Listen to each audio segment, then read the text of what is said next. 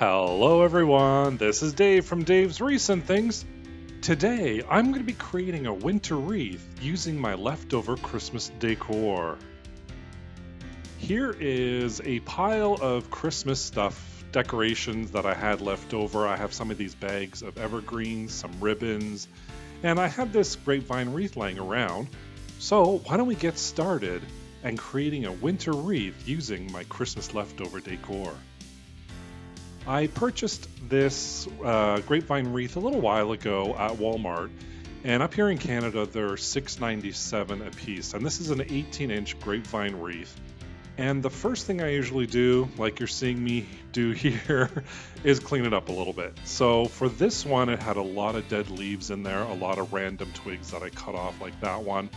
So I'm basically just going to take a little bit of time, clean it up, give it a couple of bangs, let everything loose fall out, such that when you're carrying it around the house or if it's hanging on your door, all this stuff doesn't fall off. So I just spend a little bit of time in the beginning cleaning off my grapevine wreath before I even start decorating or anything.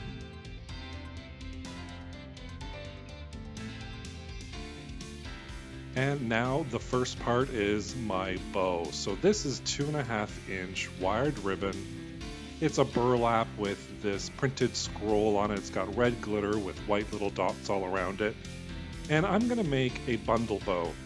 I've heard some people call it a bouquet bow, a bundle bow, a huge ribbon bow. So I just call it a bundle bow. So what I'm doing is I'm going to cut my strips of ribbon to 20 inches. So once I get my 20-inch mark, I'm just going to take my rotary cutter and just cut that down, and I'm going to create a couple of pieces of those. So again, that is 20 inches in length for my ribbon for this bundle or bouquet or whatever you want to call this bow. So there's 5 pieces in total. I'm just going to pile those up. And then I'm going to take a second and different kind of ribbon. So this is kind of like it has an evergreen pattern on it with some berries. And I'm going to cut 4 of them. So we have 9 strips of 20 inches each. And I'm just going to put them in nice, neat piles before I start. So I'm going to take my first strip of ribbon. And again, it's 20 inches long. And what I'm going to do is I'm going to find the 12-inch mark. So it doesn't matter which end you're at, but I'm going to find that 12-inch mark, and then I'm going to take that other end and fold it to that mark. So what that's going to do, that's going to create a tail at one side and a loop at the other side. Then you're going to take that, squish the center, make sure you have the little bit of extra there, hold it in place, and there's your loop and your tail, and then stick it in between your 2 fingers and hold on for dear life. No. And we're going to do the same thing again. So I'm going to find my 12-inch mark here, come over the 12 inches, going to mark it, then I'm just going to fold it over, creating a loop, and then I'm going to squish it in the center and put it in between my fingers, and you can already see the top side is the loop and the bottom side are the tails. So one more time for everybody in the back. I'm going to measure over my 12 inches. I'm going to find it, flip it over, creating a loop, and then squish that center and hold it in between my 2 fingers. Now I'm going to do this for all of the ribbon strips there. You'll see me kind of gathering it all together in between those 2 fingers. This is a burlap, so it is rather thick, and my hand was a little bit sore towards the end from holding on for dear life, but it was worth it in the end. And now I have all my loops on one side, all my tails on the other side. I'm going to take my pipe cleaner, and I'm really going to make sure that I have included all my little overlap ribbon as well, just to make sure none of those loops come undone. So I'm just going to twist it around, make sure everything's included in there. You see the little tails at the end at the tops, and I'm going to give it a couple of really good twists just to make sure it doesn't go anywhere.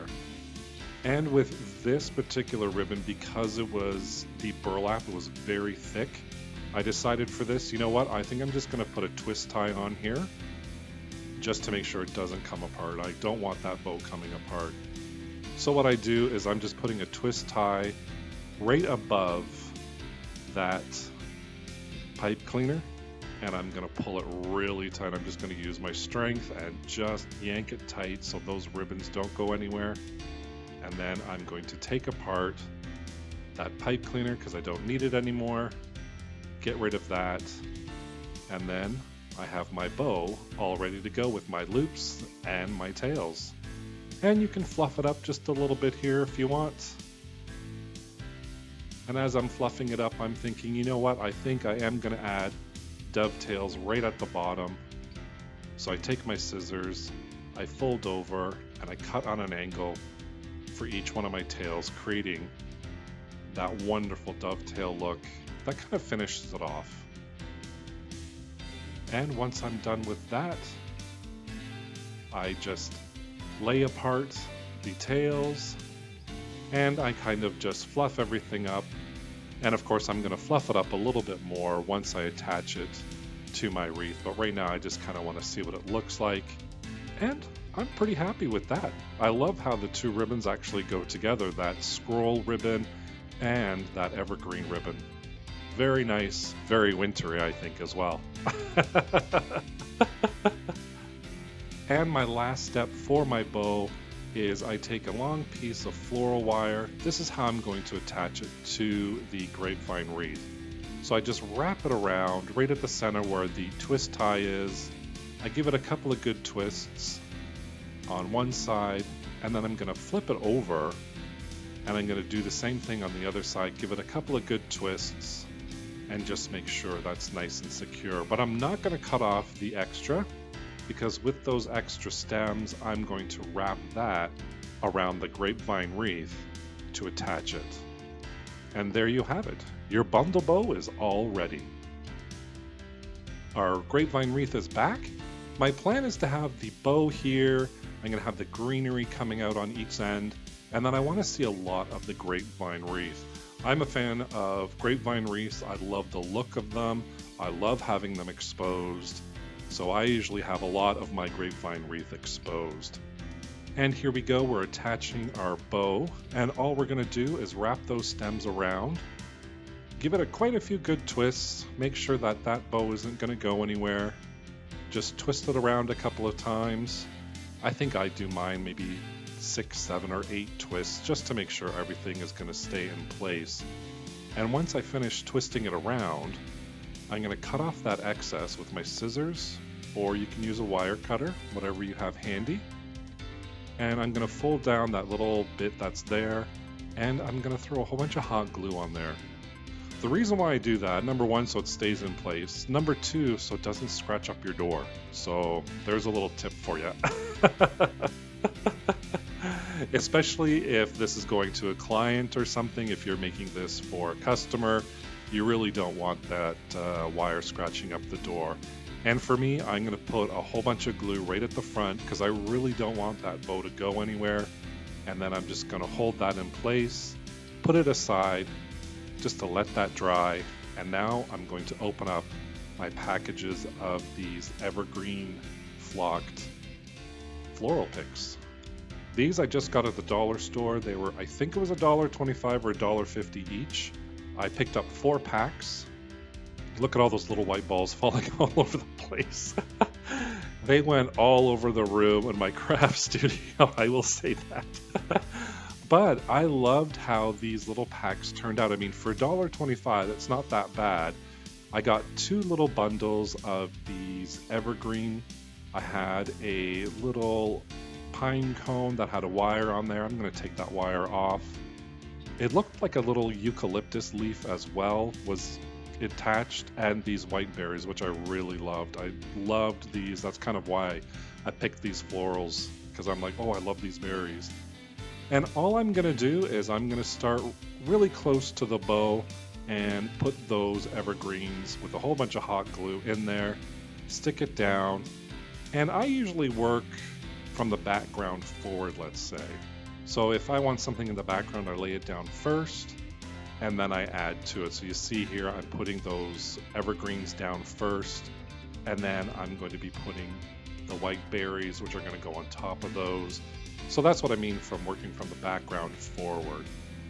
And then my last little one, I'm going to put my pine cone on there. And I'm pretty happy with how this is starting to look.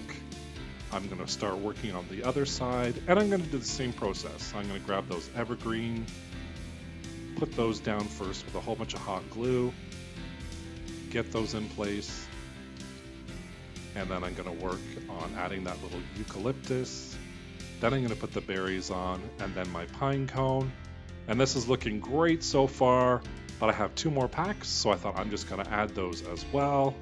And I start adding all of that on there, doing the same thing, working with my evergreens, then adding the berries. Then at the very end, I'm going to add that pine cone as well.